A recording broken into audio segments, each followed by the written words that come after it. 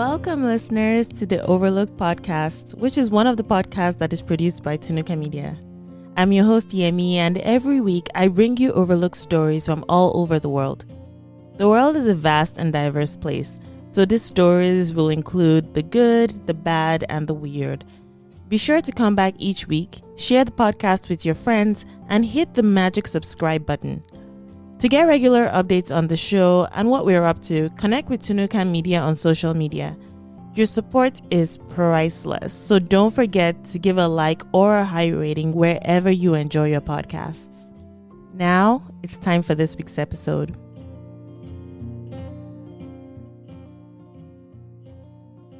Hi everyone, Happy New Year and welcome back to the podcast. I hope you had that opportunity to rest, relax, and reconnect with loved ones over the holidays. Video calls were certainly the real MVPs over the last year. These companies need some kind of award. I'm not even sure what it is, but they need to make one up for them. So, that being said, and now that we're back into it, let's jump straight into this week's episode, where we are starting the year with uplifting news from Germany.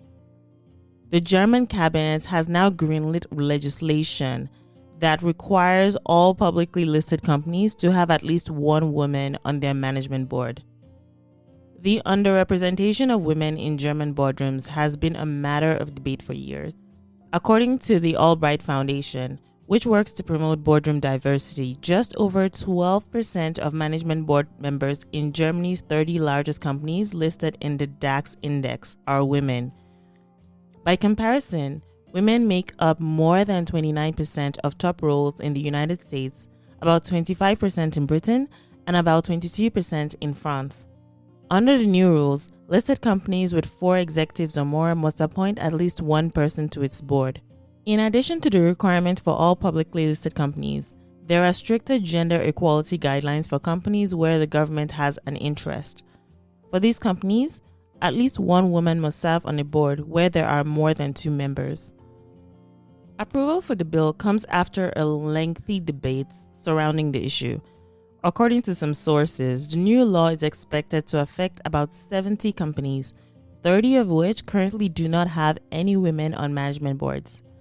The legislation is not entirely new and is essentially the extension of a quota introduced in 2015 that requires publicly listed companies with more than 3 management board members to allocate 30% of supervisory board roles to women.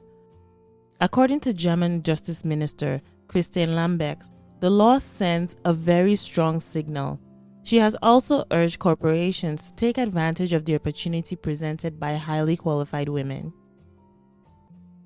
Our next story is coming hot from South Korea. According to recent reports from Korea, they have done the seemingly impossible by running an artificial sun nuclear fusion reactor at a scorching 212 million degrees Fahrenheit for 20 seconds. This is the same temperature as the core of the sun. So for a similarly new technology, this is pretty much a big deal. The reactor is called Korea's Superconducting Tokamak Advanced Research, or K-STAR. K-STAR is operated by the Korean Institute of Fusion Energy, or KFE, and it first succeeded at nuclear fusion in 2008. Since then, it has been advancing further in its achievements. The eventual plan is to integrate the K-STAR into the International ITER project. The ITER project is seeking to create the largest tokamak ever. So, what is this tokamak you speak of, Yemi? You may ask.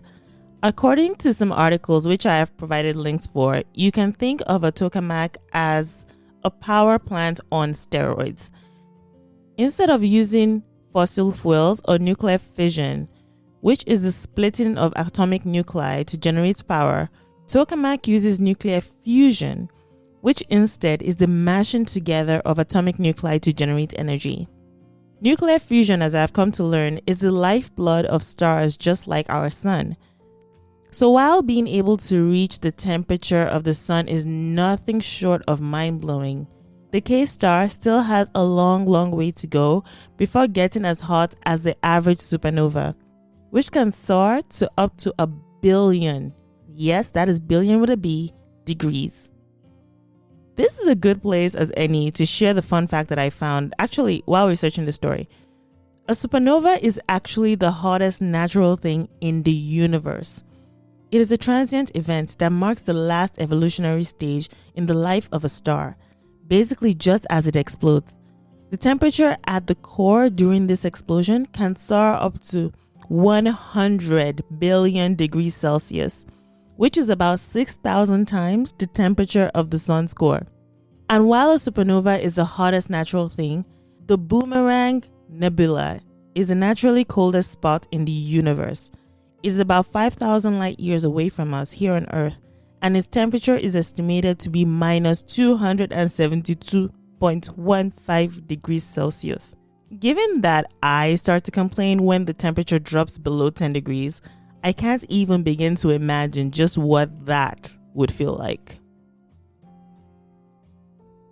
In the Dominican Republic, President Luis Abineda has now signed a bill that unequivocally bans child marriage by prohibiting marriage for individuals under the age of 18. The new law also creates the Cabinet for Women, Adolescents and Girls under the Ministry of Women. This new law is designed to combat violence and encourage gender parity. Activists who had campaigned for the ban after noting legal loopholes that allow children to be forced into marriage were happy with the decision. The text of the bill, which is written in Spanish, highlights that according to a 2014 study by the National Statistics Office and UNICEF, 36% of Dominican women between the age of 20 and 24 years old were married or had entered into the union before the age of 18, and 12% did so before the age of 12. It also points out that the rate of marriages or unions of Dominican girls and female adolescents is well above the average for Latin America and the Caribbean, which is 23% for those under 18 years of age and 5% for those under 15 years of age. According to UNICEF, the Dominican Republic has one of Latin America's highest rates of child marriages and early unions, often with girls living with older men. This is welcome news given that in the wake of the coronavirus pandemic, activists have feared that economic hardships could drive some parents to marry their daughters off at young ages. The violation of this law will be punished with the lesser sentence of imprisonment of 2 to 5 years and fines, which can be up to $20,000 in addition to the annulment of the marriage. This is great news, but I'll end the story off with a quote from Rose Elcarte, a representative from UNICEF. She says, "Ending early unions will require years of work to change cultural norms." Researchers from Oregon State University in the United States have identified a spectacular new genus and species of flower from the mid-Cretaceous period that was frozen in time by Burmese amber. The new discovery potentially dates back to about 100 million years ago. You might know amber for its aesthetic appeal, but for paleontologists, the gemstone is a thrilling way to find answers to big questions about evolution, extinction, and the conservation of ancient ecosystems. The new type of flower was fossilized in a piece of amber found in a region of northern Myanmar. The discovery was actually made by a research team led by Dr. George Pointner Jr., who is a legendary paleobiologist who inspired Jurassic Park's author Michael Crichton. Dr. Pointner is known for popularizing the idea of extracting DNA from insects fossilized in amber. The flower is tiny, about 2 millimeters across, but it also has 50 stamens arranged like a spiral, with anthers pointing towards the sky. In recent years, amber discoveries have surprised paleontologists within an incredible assortment of ancient organisms, from spiders and prehistoric snakes to giant sperm and mammalian blood cells. This new fossil flower offers yet another sight into the ancient ecosystems from millions of years ago. Dr. Pointner and his collaborators named the new flower Valviloculus pluriterminus. The findings were published in the Journal of the Botanical Research Institute of Texas.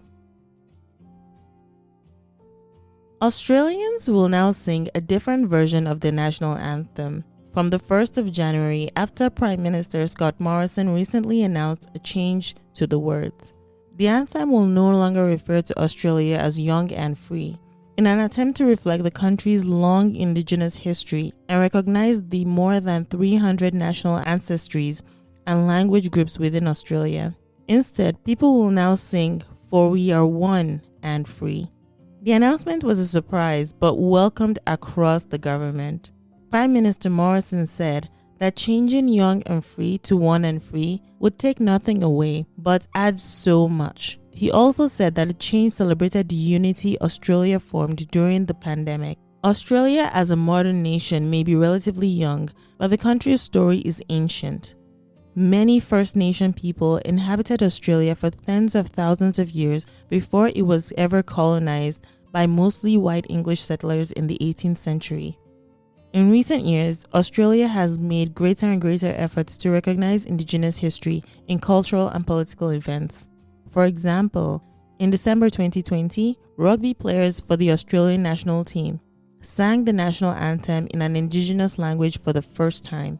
The team sang in the language of the Eora Nation, a group of peoples from the Sydney area, before performing the anthem in English. Also very recently, Johnny Mulak, also known by the traditional name of Una Armin, became the first Aboriginal person inducted to the Australian Cricket Hall of Fame. He was part of the 1968 Aboriginal team that became the country's first sporting team to tour internationally. The South Korean city of Changwon has thought of an interesting way to encourage its citizens to have more kids using financial incentives, and it is pretty tempting. The city has been dealing with a declining population.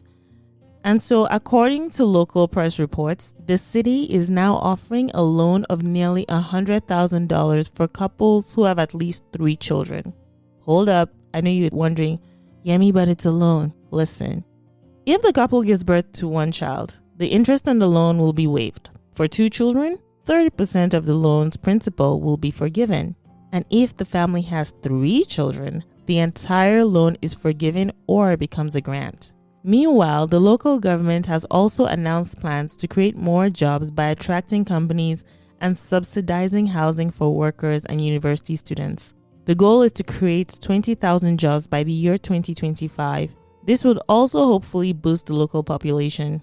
Local news reports have attributed the drop in fertility rates to long working hours and the lack of job opportunities in South Korea's competitive market. This has apparently also led to the drop in marriage rates among Koreans in their 20s, 30s, and 40s. So, do you think financial incentives are an effective way to encourage couples to have more children? Let me know what you think on the Tunuka Media Instagram page. The link to connect is in the show notes for this episode. Our final story today takes us to the African continent, where the African Continent Free Trade Area has now come into effect starting on the 1st of January 2021.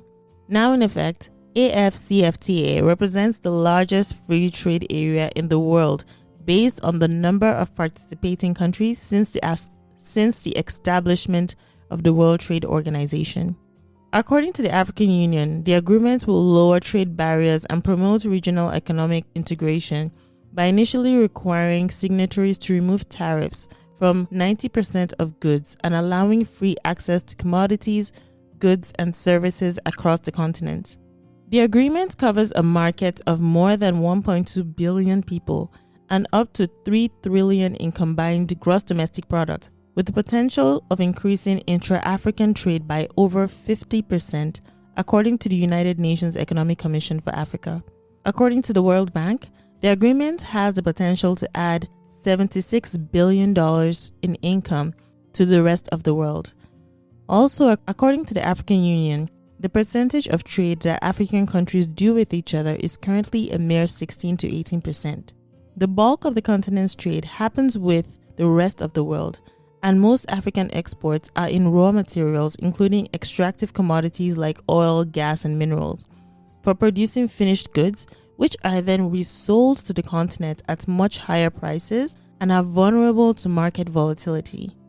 The agreement establishing AFCFTA was signed in March 2018 in Kigali, Rwanda, following the conclusion of the main legal text. 54 member states of the African Union have signed, and 30 countries have deposited their instruments for ratification with the chairperson of the African Union Commission. The AFCFTA is an opportunity for countries and companies to help each other grow as they have done in other regions. The agreement certainly is more complex than I am able to convey in this podcast, but I have also included the link to a 9-page question and answer document for those who would like to learn more, perhaps if you would want to start trading in other countries on the continent. Specifically on the blog, it will be in link number 5 under this story. That last story brings us to the end of this week's episode. I hope you found these overlooked stories interesting. I know I certainly did. So, have yourself a great week.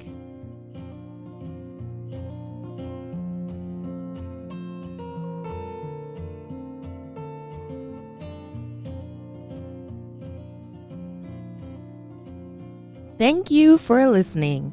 Don't forget to tune in every week for a new episode. Overlooked is a Tunuka Media production, which also includes shows like Africa in My Kitchen, with more on the way. So follow Tunuka Media on Instagram, YouTube, Facebook, and Twitter to be in the loop. Until next time, have yourself a great week ahead.